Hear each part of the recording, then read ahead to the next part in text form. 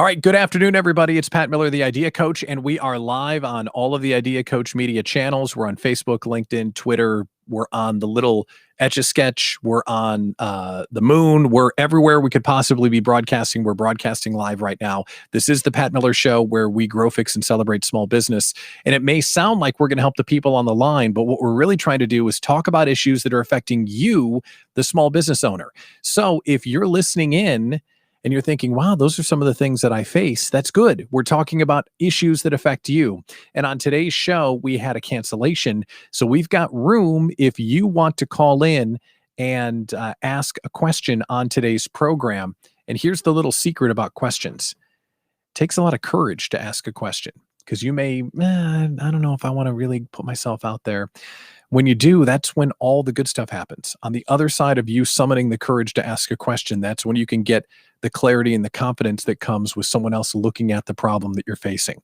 So this is a free opportunity to get your question answered and help out a bunch of small business owners because maybe you're facing the same thing they are. Now, if you haven't tuned in before, it sounds just like a radio show, and we are going to start it right now. So thank you so much for tuning in today. We've got Justin and Bob standing by. So let's start the darn show. Here we go.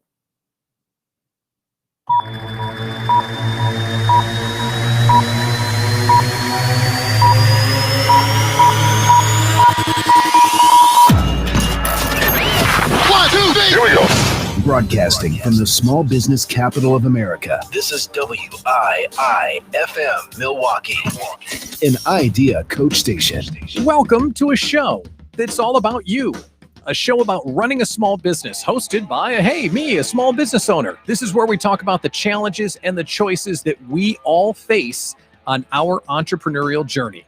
Now, the show takes calls from small business owners just like you, but if you listen in closely, you'll hear yourself in the callers because we're all working hard to outrun the rent and solve problems like profits and sales and marketing and hiring and managing and growing our dreams. The secret is that it takes courage to ask for help. And on today's show, we'll talk to entrepreneurs that have stepped up to ask for some help. And I'm here to help them see what they're missing, maybe give them some clarity and some confidence to take action. We do have a slot open on today's show. If you want to call in, the link is on the screen right now. You can summon up the courage to do so. We'd love to talk with you. But if today's not good, you want to call into a future show, or you want to hear previous shows, all of that stuff is housed at patmillershow.com.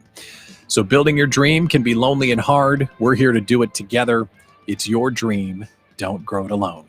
So with that, let's welcome our first caller to the show. Let's welcome in Justin. Justin, thank you so much for calling in today. Let's get to know you a little bit. Tell us who you are, what you do, and how we can help you today. Hey, I appreciate that. So my name is Justin Maxwell. I own a consulting firm that helps small businesses utilize often overlooked, frequently missed government incentives, credits, and rebates. These incentives, credits, and rebates have been used by America's biggest companies for a long time. It helps lower tax liability, brings their tax bill lower. It's one of the strategies they use to pay zero in tax on some of those massive companies that we know, like the Amazons and the Apples, et cetera. However, the small business owner just doesn't know that they exist and they don't use them.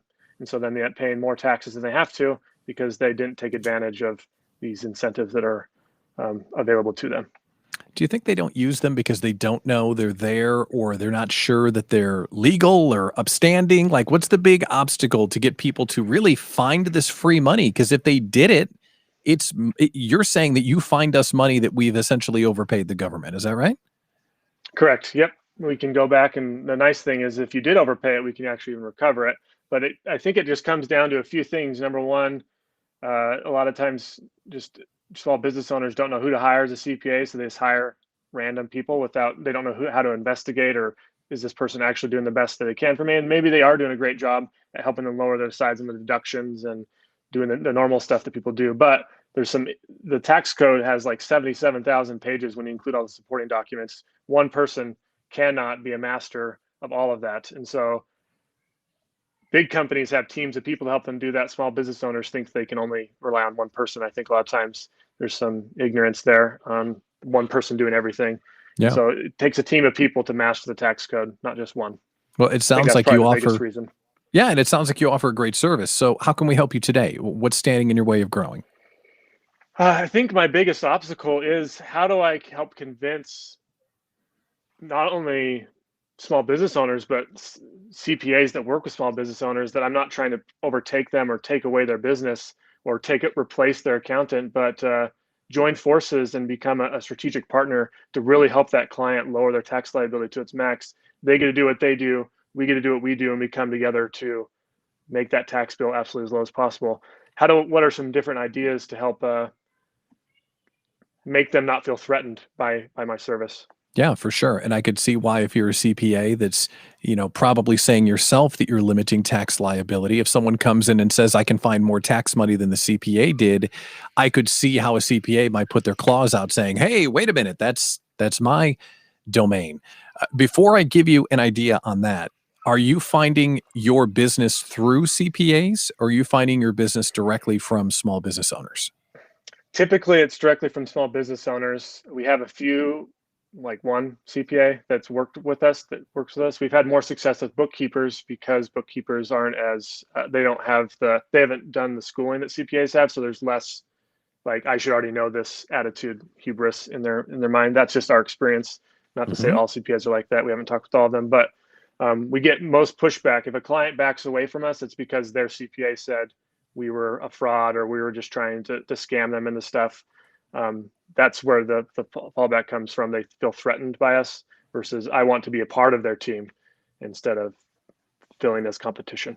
Okay. And I think that's a great distinction, because if we were building a strategy to engage CPAs, we may have had to talk about revenue share or what's in it for them to introduce you to the conversation, which is something you could pursue, but they would probably need a good reason to inject you into the conversation.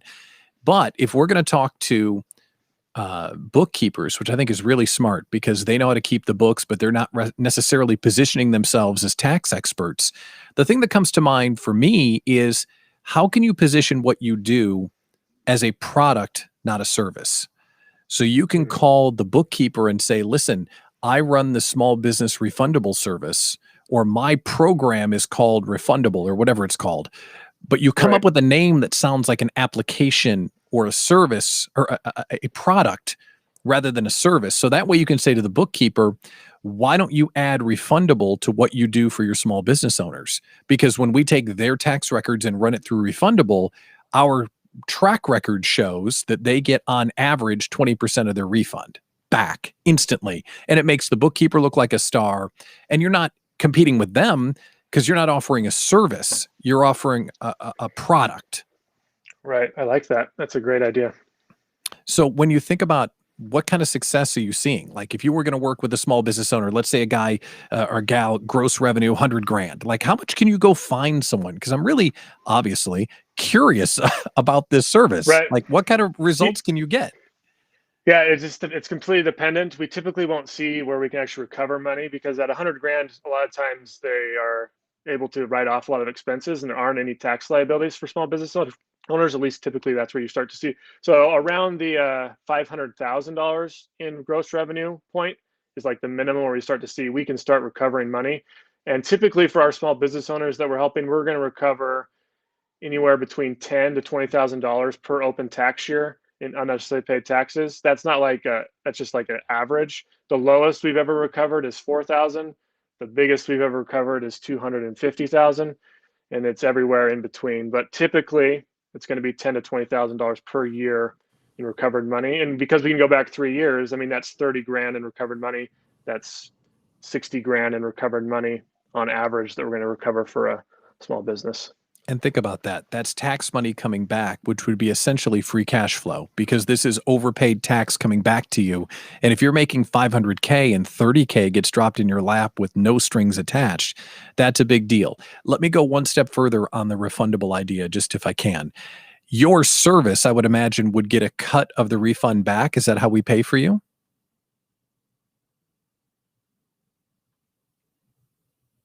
Justin, let me ask that question again, because maybe we broke up. So your service gets a cut of the refund back. Is that how we pay for your service?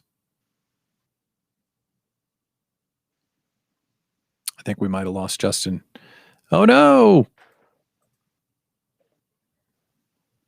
Oh, man, I got this idea for Justin. I want him to come back. Justin, come back. Are you there, pal? There we are. I think I have you again. No, I lost him. Oh, to see, this is the power of the internet. I was so excited to share this idea with him. Justin, come back. We're just going to hang out just here for a second because I got this thing I want to share with him. And by the way, this is what live radio looks like and the power of the internet. Justin's in Salt Lake City. We're talking about his business, and then he's gone.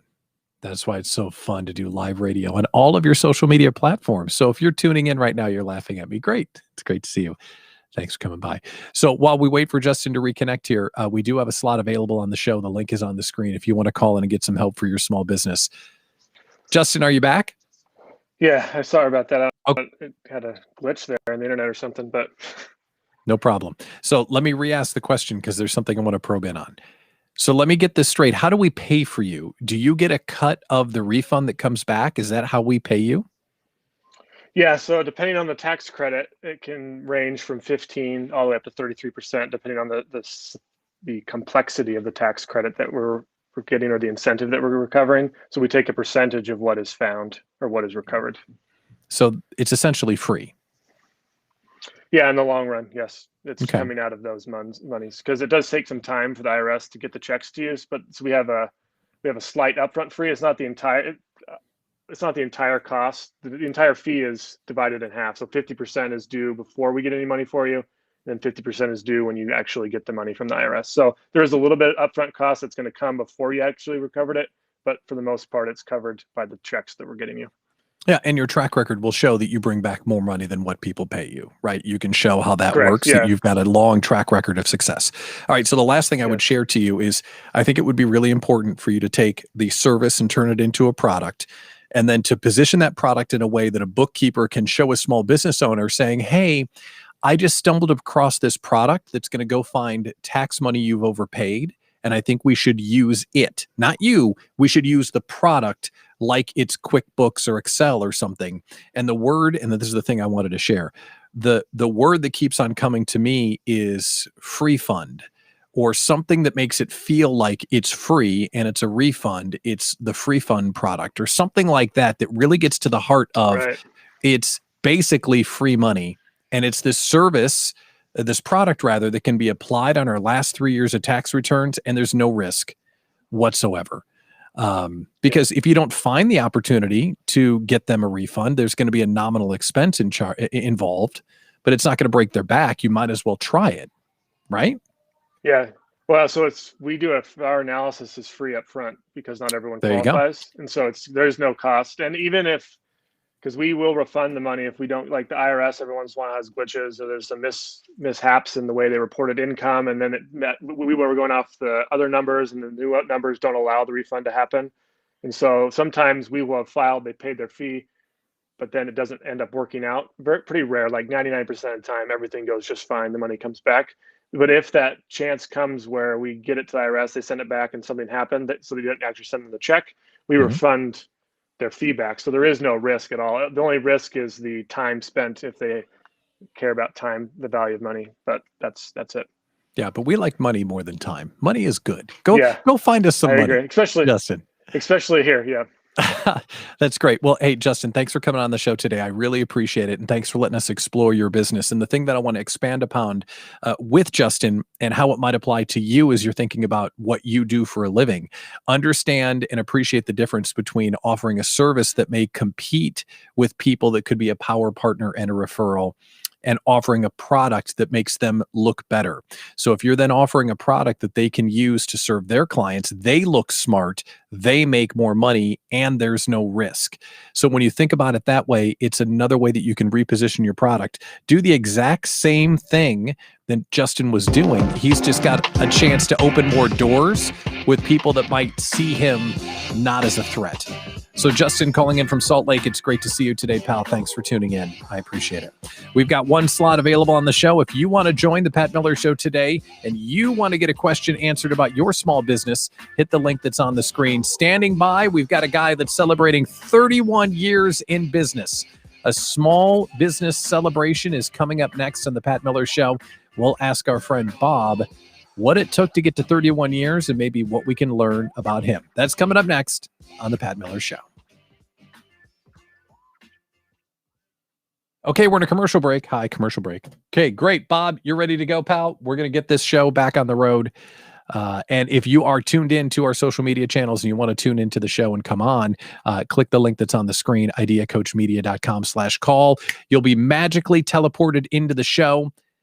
And I'm daring you to do it because it takes courage to call in and ask for help.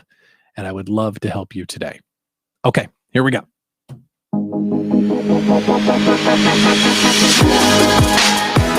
Welcome back to the Pat Miller Show, where we grow, fix, and celebrate small businesses just like you.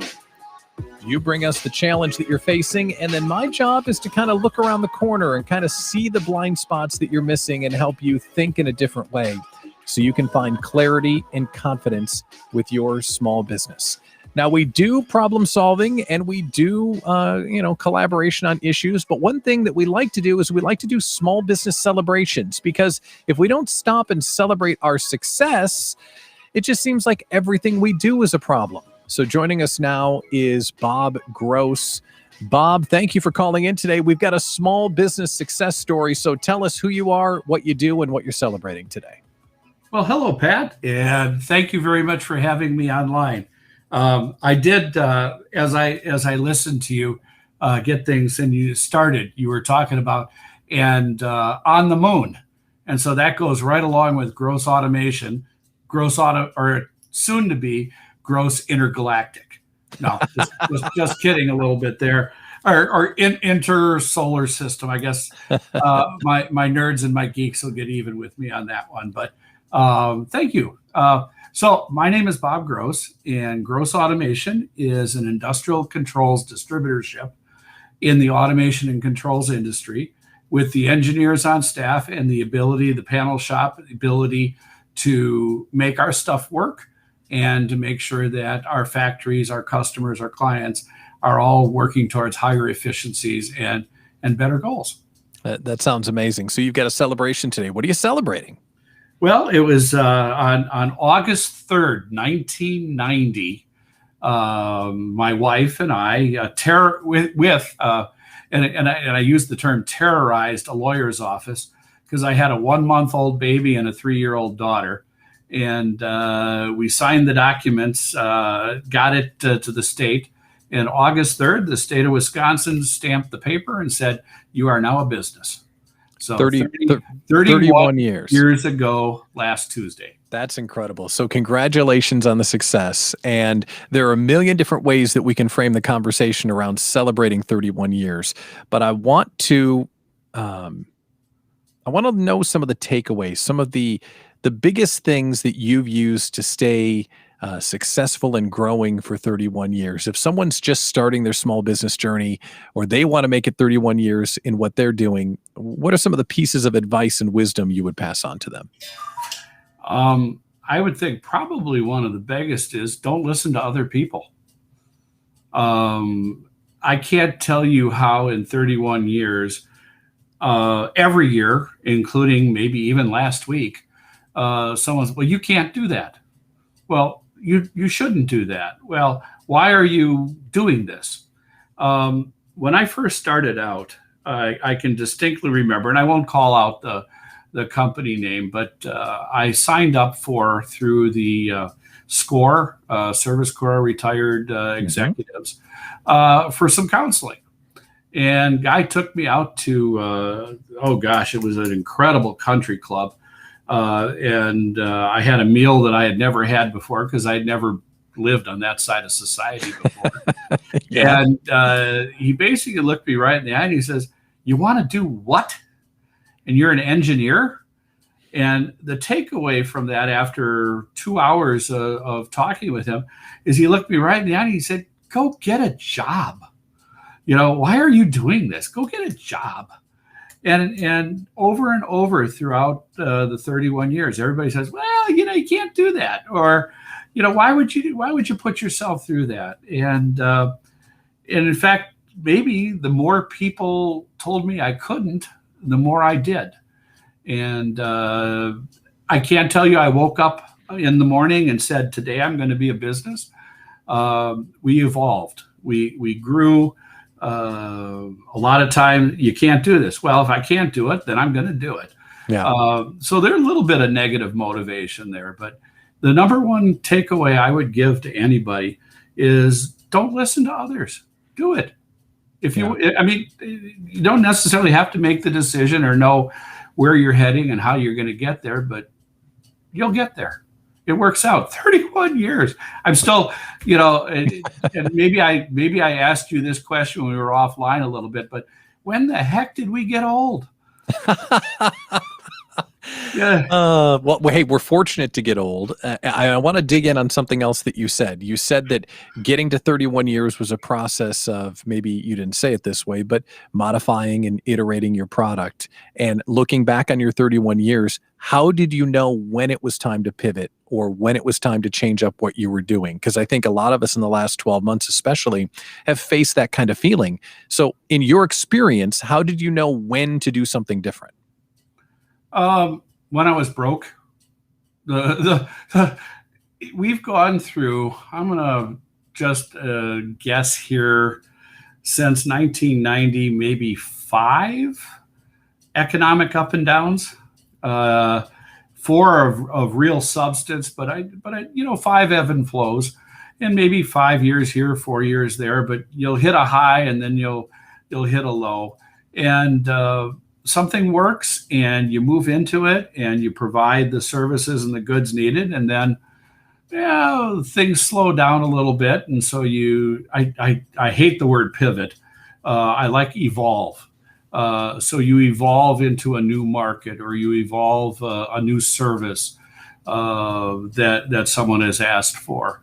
But it's not I'm not going to say, they tell you to plan. And it's great to have a plan. And I have a plan. I have a 10-year plan. I doubt if I'm ever going to see it, but at least I have a direction that we're heading. And then as times change and as opportunities present themselves, we evolve with that. Great example is right now with all the energy. We are moving very, very much into energy. Now you say, oh, that might be solar, that might be wind, but it's still oil and gas. It's still, believe it or not, coal.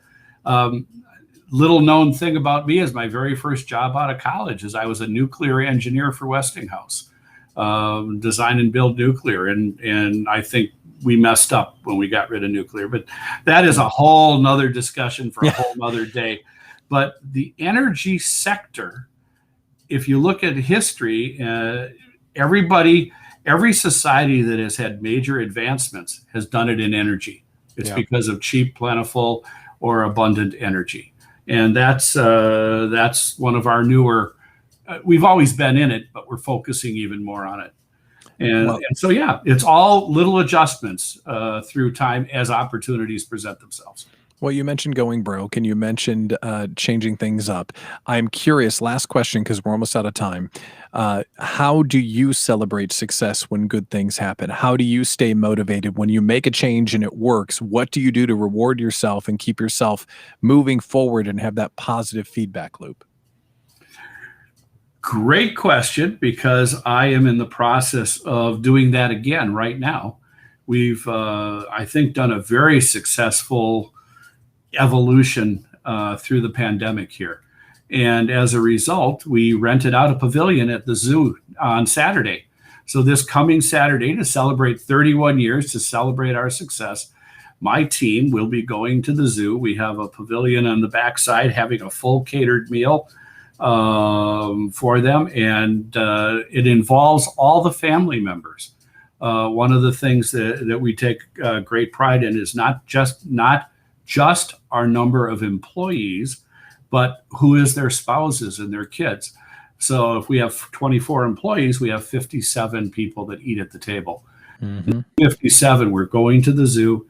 We're going to celebrate our success with their families because they allow us to have their loved one work here. And so, yes, that's something we're doing. It's we have other ways of celebrating, but this is the one that's happening this week. That's amazing. Bob, 31 years. That is unbelievable. Congratulations on your success. And all of us that are years and years and years behind you, we can only hope to be as successful as you. And thank you for passing along, the transparency of things didn't go so well, broke a couple of times, changed into different business lines, and you're hanging in there. So congratulations. And thank you for tuning in and for joining us today. And that's the essence of what we're trying to do here today. We want to hear from people that have challenges and people that have successes, because we can learn from both sides. So thanks for tuning in. I hope you picked up something today. And if you want to experience support like this every day, you might want to check out the Idea Collective collaboration community for small business owners. That's where a select group of entrepreneurs have decided to value collaboration over competition, and they're working together to build their dreams. The group is just like your personal board of directors and your business partners. Learn more about the group at patmillerideacoach.com. Thank you so much for tuning in today, and thanks for your feedback online and on air. If you want to appear on an upcoming show, hit up patmillershow.com. I'm your host, Pat Miller, the Idea Coach, here to help you on your small business journey. It's your dream. Don't grow it alone. And that's it. That's how we do a show. So thank you so much for tuning in on one of the social media channels, and to Bob and Justin for coming on the air today. I appreciate it. I'm Pat Miller. We'll see you again